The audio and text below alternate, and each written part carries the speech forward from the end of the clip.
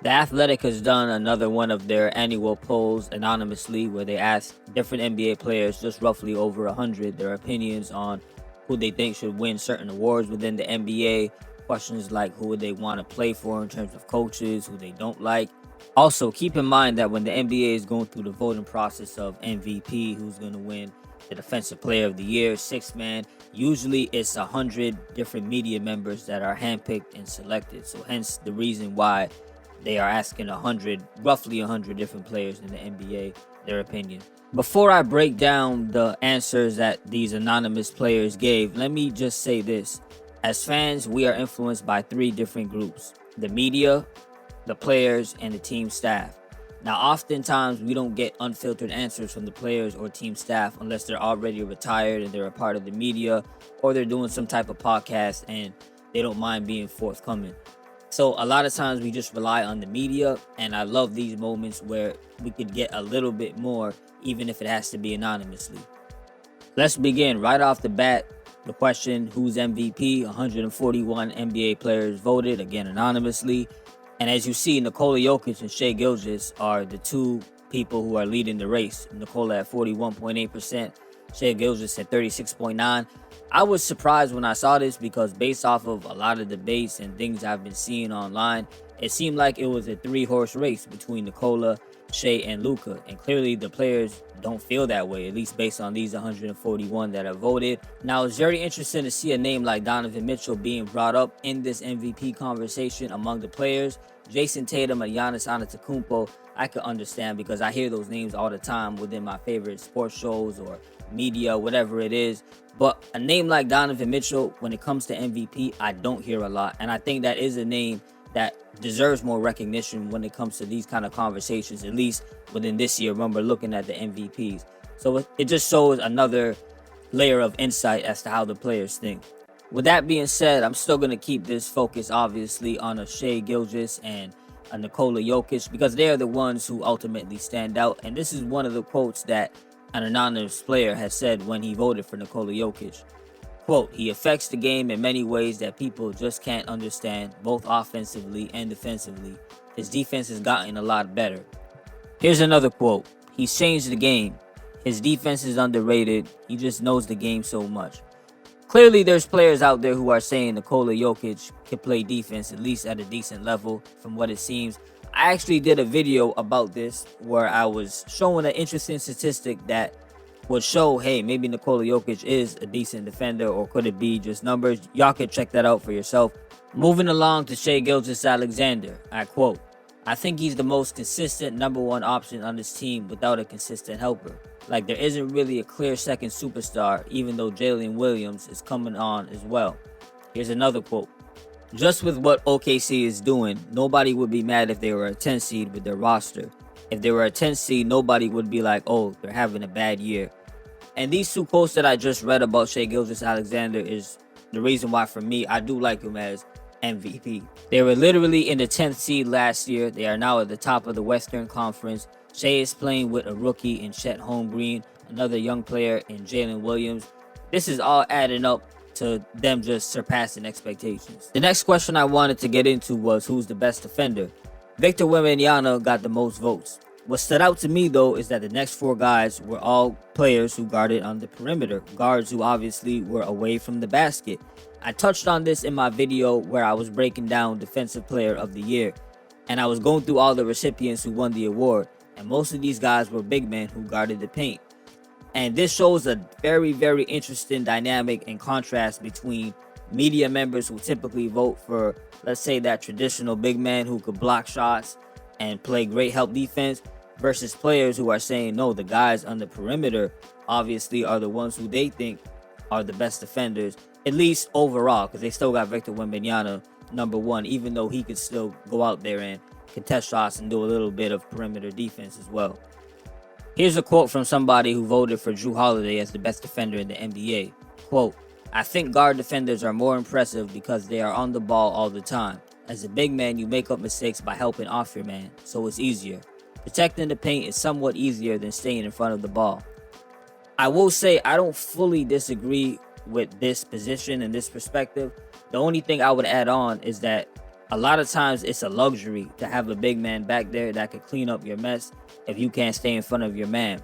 And a lot of times, for example, if you're double teaming a great player, or instead of double teaming, you could have a big man back there just waiting in case you can't stay in front of that star player. So essentially, not only do they have to guard their own man, but they're also looking out for everyone else on the team to make sure that they can slide and help out. It's basically very convenient to have. That's all I'm saying. Which leads into the next question that was proposed. Who is the league's most overrated player? Rudy Gobert was the leading guy in this category. And I believe this is because he's looked at as an old school kind of big man who could just rebound, block some shots, but he doesn't have overall skill or versatility that is often praised in today's league. If this was back in the day or just even in the early 2000s, somebody like Rudy Gobert, I wouldn't see him making a list like this, or at least being number one. You know, he probably would have been looked at like Dikembe Mutombo, Ben Wallace. Not saying he's even as good as these guys. You could debate that. I'm just trying to explain that because of the change of the game, that is playing a huge role, in my opinion, as to why he's this high on the list. Jordan Poole, I'm not surprised about. He left Golden State. He was supposed to be, I guess, the guy on the Wizards. You know, he averaged about 17 points, didn't shoot all that good. They eventually had him off the bench. So I can see a Jordan Poole making this list. Trae Young, I'm surprised, though. I really would want to know more details as to why they would have somebody like a Trae Young up there. Dylan Brooks, I think that's self-explanatory because of his attitude or just the way he plays. I did, however, see what appeared to be Rudy responded in some different articles that I saw floating around. And he was basically saying that, look, there's some cultural differences with me being from France. I don't know how accurate that is, only because I just showed y'all that the players voted Victor Wembanyama as the best defender in the NBA, and he's from France himself. And obviously not everyone on that most overrated list was from overseas or France in particular. So there's that. Let's put this in reverse now and we'll look at who they had for the most underrated player. And Derek White led at 10.3%, tied with Jalen Williams from OKC. Derek White is having a great year with the Boston Celtics, 3-and-D guy. I've heard JJ Redick talk about him a lot. It seems to be that there's a lot of former players and current players who really like Derek White's game. I thought, though, that Jamal Murray would be a lot higher. He's down in the list at 2.4%, him being the second best player on a Denver Nuggets team that ended up winning a championship. And the fact that he never been to an All-Star game because of how stacked the West is with talent, I thought he would be a lot higher, so I'm a bit surprised with that. Here's one that I know many of you guys will love. Who is the greatest player of all time? The age-old debate that never ends. Michael Jordan and LeBron James are pretty much neck and neck. Michael Jordan has a slight lead. This is where it's very interesting, though, because the next person on this list would be Kobe Bryant. So it's like Michael Jordan 1, LeBron 2, Kobe 3 at 9.8%. When I watch a lot of these sports debate shows and analysts talk about the greatest of all time, Kobe is never mentioned as an actual option, right? Or even slated at number 3 on their list. And I think as more time goes on, you're going to see that guys who didn't play in the 21st century at some point are going to be phased out of this list as generations continue to go on. So names like a Wilt Chamberlain, a Bill Russell, even a Kareem Abdul-Jabbar, as you see, none of the players even voted for them. If you continue, it's Stephen Curry, Magic Johnson, and then Paul Pierce. That look, I'm a big Paul Pierce fan in terms of his game and his basketball skill.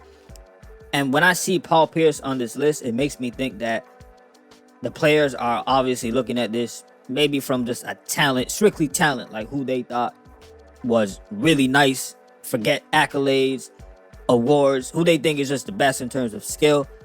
I still obviously wouldn't say Paul Pierce as much as I respect his game, but to me, that could be the only thing that they're judging it by. I would love to get y'all opinion specifically on this one.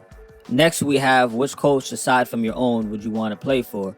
Eric Spoelstra is at the top at 20.3, followed by Greg Popovich at 18.6. The one thing that Eric Spoelstra and Greg Popovich both have in common, and let's put aside Eric Spoelstra having D. Wade, LeBron James, Chris Bosh, put aside Greg Popovich having Tim Duncan and even a David Robinson, they both still have teams throughout their era where there was players that you really never heard of, undrafted, maybe late in the second round, a late first round pick, just guys who were not on anybody's radar, and they turned out to be really, really solid NBA players. And I think that's why a lot of players would want to play for this team, or play for, I should say, a Spoelstra team or a Popovich team, because they bring out the best in their players, period, whether they're a star or they're just a role player. One person who did vote for Eric Spoelstra was Josh Hart, and he was asked in this article to be named. He didn't want to be anonymous. And he ended up saying, quote, "Spo hands down, quote me on that one, effing love Spo." On the flip side of this, however, if we look at coaches who players voted they wouldn't want to play for aside from their own, it was Tom Thibodeau at the lead with almost 50%. I'm not too surprised because Tom Thibodeau has a reputation of sometimes playing guys too much, resulting in injuries. And this really occurred back in 2012 when he was still the head coach of the Chicago Bulls in a playoff game against Philadelphia 76ers. They were up 12 with about a minute and 15 seconds left, and Derrick Rose ended up injuring himself and tearing his ACL. And this was a game where people criticized Tom Thibodeau and said, hey, Derrick Rose shouldn't have even been in the game at that point. I could understand from his perspective, it's a playoff game, you never know. But this is a critique that had followed him ever since that Derrick Rose injury. There was two anonymous quotes that spoke to this. One that said, quote, "I'm too old for those practices," and another one that said, quote, "He's playing everyone 48 minutes. Anyways, that's the end of the video, man. Thank you for tuning in. If you made it this far towards the end, let me know what you think. What are these players saying? Do you like it? Not like it? Let me know in the comment section. Peace.